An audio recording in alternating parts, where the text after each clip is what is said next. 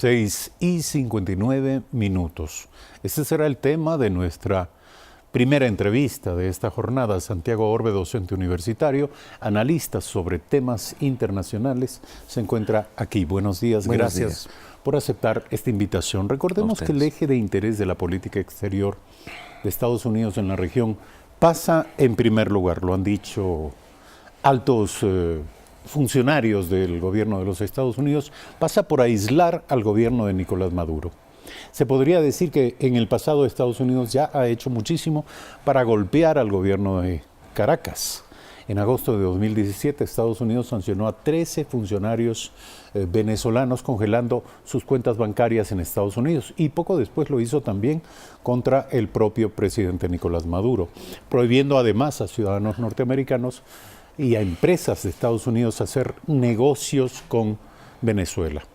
Últimamente el cruce de hostilidades, recordemos, también ha resultado en la expulsión recíproca de diplomáticos, pero la pregunta es ¿hasta dónde podría escalar la presión de Washington sobre el gobierno del presidente Maduro, sustentada en una pretendida plataforma de acuerdo entre los países latinoamericanos, a los que se quiere, por supuesto, se sume Brasil y Ecuador? Muchas gracias. Bueno, las circunstancias en el presente no son las mismas que hace 10 años o hace 20 años. Recordemos que nuestros procesos en términos de consolidación democráticos tienen un promedio de 40 años en la región. Y en tal sentido era comprensible, si se quiere, de alguna manera, en términos políticos, la presencia de Estados Unidos.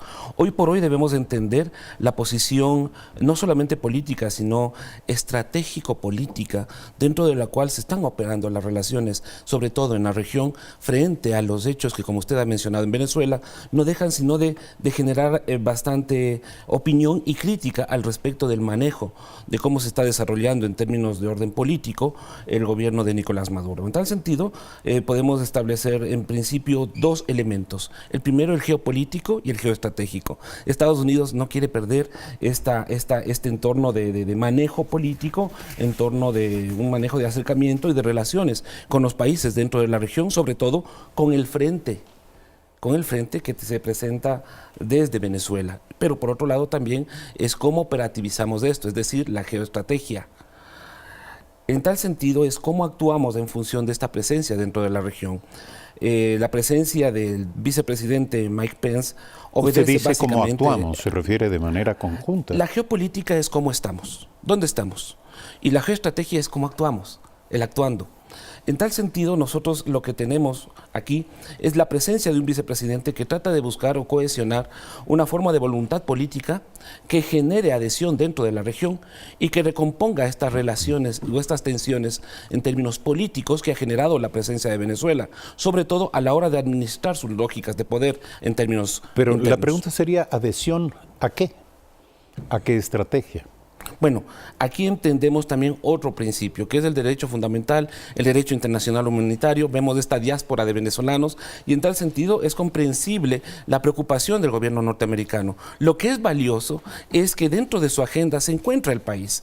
Y esto significa que estamos viviendo un antes y un después de todo lo que nosotros hemos venido manejando o viendo o entendiendo como política internacional. Es decir, el Ecuador ya está mostrando una definición al respecto del tema de Venezuela. Y por supuesto Estados Unidos es claro al respecto y tiene intereses también al respecto de otros temas como el de seguridad, que también nos atañe en términos estratégicos, en términos de soberanía, en términos de seguridad. A ver, Ecuador ha dicho que el pueblo venezolano sería la primera víctima de cualquier medida de presión económica y que se debe considerar primero la crisis humanitaria y sus impactos antes que la estrategia política a secas. ¿Esta, le pregunto, es una distancia insalvable con la posición de Washington? No, no es insalvable. Ahora tenemos que entender que, y sería lo ideal, que el conflicto venezolano se lo arregle en términos de negociación, de acercamientos desde las fuerzas internas. Es decir, nosotros tenemos convenios, existen acuerdos, de hecho existen cartas donde se pone de manifiesto el respeto al derecho fundamental, al derecho a la vida, el derecho a la democracia. Se ha hablado mucho al respecto de la carta de Riobamba, la doctrina Roldós, en donde se manifiesta que los estados deben hacer prevalecer los sistemas democráticos en la región. En tal sentido, lo ideal es que Venezuela recomponga sus fuerzas e inicien procesos de acercamiento y de diálogo. El problema es que también existe detrás de aquello interés de mantener, en términos ideológicos, en términos de necedad política, estructuras de poder que se caen, no solamente por el hecho de su administración, no solamente por el hecho de la economía, sino también por los altísimos niveles de corrupción. Y en tal sentido eso es inadmisible, porque los cuadros políticos y la gente que está administrando la lógica de poder interno dentro del gobierno de Venezuela genera precisamente estos hechos. Y la región no se puede desentender. Existen mecanismos regionales que deben operativizarse. ¿Cuáles? UNASUR, por ejemplo, es una oportunidad en este momento. Pero UNASUR está colapsada. Claro, por otro acéfala. Por supuesto, pero es un principio que se origina básicamente por el interés de construir sesgos ideológicos alrededor de lo que es efectivo y real. Una reconsideración y un reposicionamiento de la política estratégica de la región. Entonces nosotros empezamos a entender que existe un gran conglomerado y un discurso único alrededor de la cooperación. Yo le preguntaba, ¿qué más podría hacer Estados Unidos en esta escalada de endurecimiento y de nuevas acciones cada vez de mayor magnitud y de mayor impacto en contra del gobierno del presidente Maduro? ¿Y qué podría hacer, digamos, que se construyera un consenso latinoamericano alrededor del tema de Venezuela, liderado por Estados Unidos? ¿Qué podría hacer Estados Unidos? Mire, en relaciones internacionales, en seguridad y defensa, es muy difícil suponer, es riesgoso. Pero lo que se está haciendo es básicamente cohesionar un discurso al respecto de lo que es Venezuela. Pero la región en sí es muy dividida, es muy complejo esto. Por un lado tenemos una América del Sur que lleva al Atlántico y por otro otra América del Sur que tiene una cosmovisión pacífica, hacia el Pacífico si se quiere. Entonces lo que se hace es construir estas adhesiones en términos políticos y por supuesto buscar intereses comunes alrededor de una mesa de negociación. Y eso es lo fundamental.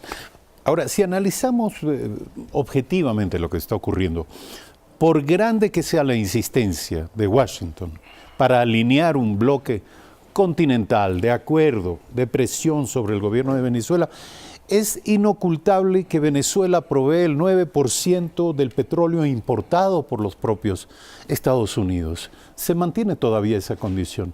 Estados Unidos paga diariamente, cada día, cerca de $40 millones por compras de combustible, de petróleo, de crudo, al gobierno venezolano. ¿Qué es lo que viene en estas circunstancias? ¿Un embargo petrolero a Venezuela? Potencialmente es posible. De hecho, ya ha habido algunas posturas con respecto a la permisibilidad para que miembros del gobierno de Nicolás Maduro ingresen al territorio norteamericano. Se les ha bloqueado sus cuentas. Creo que son ya principios en términos de decisiones concretos. Pero existe una realidad... sí, pero nada de ello modifica la situación. Eso le quiero decir. Es decir, en el contexto internacional siempre existe este doble estatus. Y es lamentable, pero así es la realidad. Y tenemos que mirar las cosas en términos pragmáticos. En el caso de Venezuela existe una geoeconomía que es fundamental. Lo que usted ha mencionado es el hecho de la realidad en términos pragmáticos. Necesitan ese dinero y por supuesto necesitan mantener este canal de cooperación. En tal sentido, la presencia de Ecuador dentro de la región obliga a que nosotros, nuestras autoridades, como lo están haciendo, pensemos en función de nuestra propia agenda de política exterior. Al tener nuestra propia agenda de política exterior, las definiciones van a ir en beneficio fundamentalmente de los intereses del país. Cuando nosotros pensamos en función de intereses del país, quiero decir que también debemos tener una política de Estado, una política de Estado que sea clara en términos de ordenamiento dentro del sistema internacional, una política como se está haciendo en términos de brindar garantías y establecer marcos doctrinarios que se adapten a las realidades o a las coyunturas que son tan dolorosas, como es el caso a propósito de la inseguridad en la frontera norte, en donde tenemos muertos ecuatorianos, en donde estamos velando a compatriotas que estaban haciendo su trabajo libremente, con dignidad, con esfuerzo, representando a todos nosotros, a todo un gremio que en este momento se encuentra golpeado por estos hechos.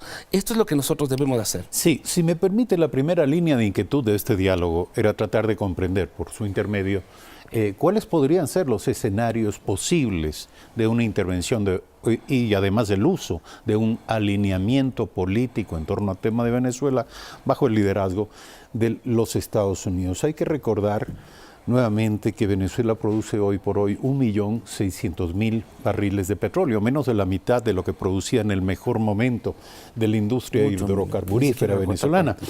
Las sanciones del gobierno del presidente Donald Trump podrían ir en dos sentidos, se dice. Por una parte, restringir las compras de petróleo venezolano para evitar darle nuevos ingresos, más recursos al gobierno de Nicolás Maduro, y por otro lado frenar las ventas de crudo ligero que hace Estados Unidos a Venezuela, porque la industria hidrocarburífera venezolana demanda crudo ligero para mezclarlo con el crudo venezolano y poder reexportarlo a otros países.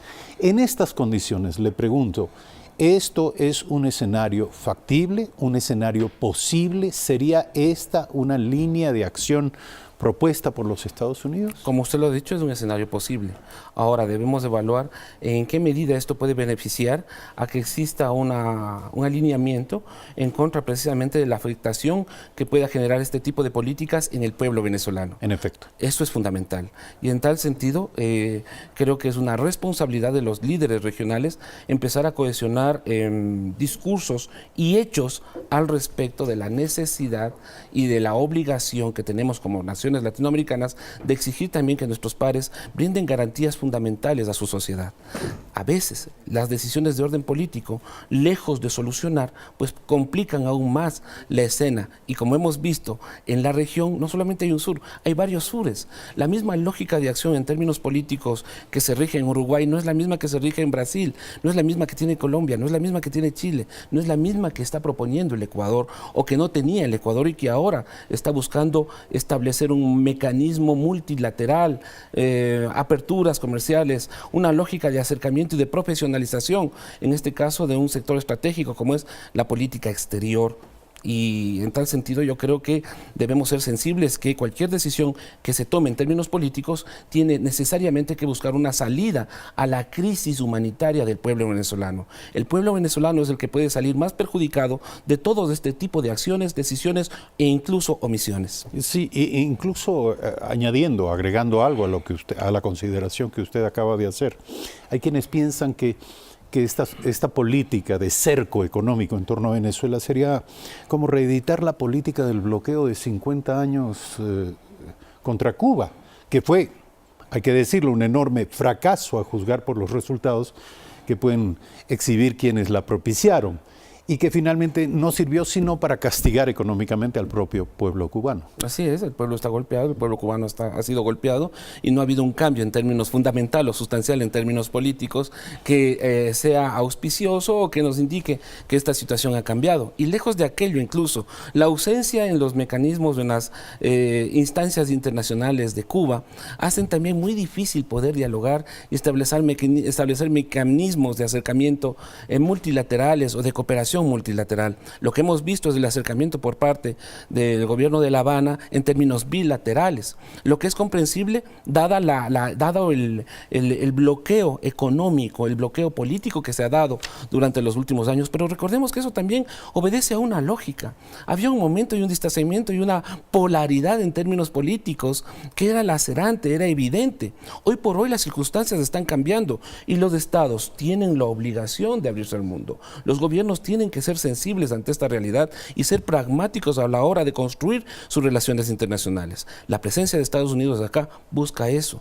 Entonces el Ecuador también tiene que ser sensible, como lo está demostrando a través de su Cancillería y a través del gobierno del presidente Moreno, a la hora de establecer ya 3 temas fundamentales: el tema económico, el tema de movilidad humana, por supuesto, y el tema de inseguridad, que es una competencia. Sobre lo segundo le quiero preguntar, este tema en la agenda ecuatoriana, el tema de la migración, ¿tiene que ver con las garantías de respeto a la condición de la comunidad ecuatoriana en Estados Unidos, de los ecuatorianos en Estados Unidos, un país en el que residen más de 2 millones de compatriotas. Así es. ¿A qué puede aspirar el gobierno de Ecuador en esta materia que no sea la repetición de los valores y principios ya instituidos a través de las leyes, que por cierto se han ido endureciendo? Se han ido endureciendo y que obedecen básicamente al principio de soberanía que tienen los estados para ejercer control sobre su territorio. Y esto nosotros lo respetamos, pero también como Estado ecuatoriano tiene que exigir garantías de protección para nuestros connacionales. Para eso son este tipo de acercamientos, para eso son las mesas, para poner nuestros intereses. Y estos intereses tienen que ser respetados y también manejados de una forma profesional, manifestar al menos dentro del marco del respeto y del derecho internacional, protección, como usted lo ha mencionado, a esta población ecuatoriana que se encuentra en territorio norteamericano, muchos de ellos todavía en estado de indefensión. Hay que entender esto, muchas políticas como la que está planteando el gobierno norteamericano, lejos de favorecer esto, pueden perjudicar incluso aún más en términos de seguridad, pueden generar más desconfianza y sobre todo limitan la capacidad del ejercicio de control que debemos tener todos los gobiernos a la hora de entender y manejar estos procesos migratorios, de entender y de apoyar la presencia de nuestros connacionales en el exterior. Y para ello también nosotros tenemos que hacer una revisión y una rendición de cuentas y revisión de cuentas de lo que se ha hecho en los últimos años al respecto de las oficinas o las legaciones diplomáticas en Ecuador que se han aperturado, cuáles son los resultados al respecto de aquello y por supuesto en el marco de una política exterior definida y clara, tener estas propuestas en la mesa. Y esta mesa de negociación tiene básicamente que mostrar los intereses fundamentales, que es la protección de los ecuatorianos. El último tema sobre la mesa será el tema del comercio. ¿Qué posibilidades ve usted al intento, a la pretensión ecuatoriana de establecer un acuerdo estable que permita también dar estabilidad en el tiempo a las condiciones y los términos del comercio de exportación del Ecuador hacia los Estados Unidos? Veo muy posible, hay una voluntad política para aquello, no debemos temer estos acercamientos y sobre todo en términos de comercio debemos ser sensibles a la necesidad económica y a la necesidad sobre todo que tenemos los sectores empresariales o los sectores sobre todo de comercio en la región y sobre todo en el país al respecto de la necesidad de aperturarse. Veo que hay la voluntad política y creo que es importante empezar ya a pensar en un gran marco jurídico que regule y sobre todo que mantenga una forma de cooperación y de intercambio comercial que no esté regulado o contrañido cada año a un acercamiento para extensión de preferencias, para un acercamiento para comprensión y mantenimiento de nuestras exportaciones y garantía con las tasas de exportación de nuestros productos, sino un gran marco jurídico estable que nos permita, como usted lo ha mencionado, presentar y desarrollar de una forma permanente y consecutiva la cooperación con uno de los socios estratégicos en términos comerciales muy importantes que ha tenido el país y que se lo ha descuidado en los últimos años. Hoy se empieza a retomar esta relación y esto es favorable por donde lo miremos. Por donde lo miremos. Ahora, ¿cómo se ubica la mesa ahí? Y cómo se plantean nuestros intereses es otra cosa. Y eso sí es una obligación y todos tenemos la responsabilidad de estar atentos de cómo se opera dentro de los acercamientos y sobre todo lo que se presenta como interés estratégico para beneficio de todos los ecuatorianos. Bien, estaremos pendientes para ver qué deviene de la reunión que hoy mantendrán el vicepresidente de los Estados Unidos, Mike Pence, y el presidente de la República, Lenín Moreno, y cómo evolucionan, por supuesto, las conversaciones en torno a estos temas clave que están planteados en la agenda entre los dos mandatarios. Son las 7 de la mañana con 18 minutos. Gracias a nuestro invitado Santiago Orbe, docente universitario, analista en temas internacionales.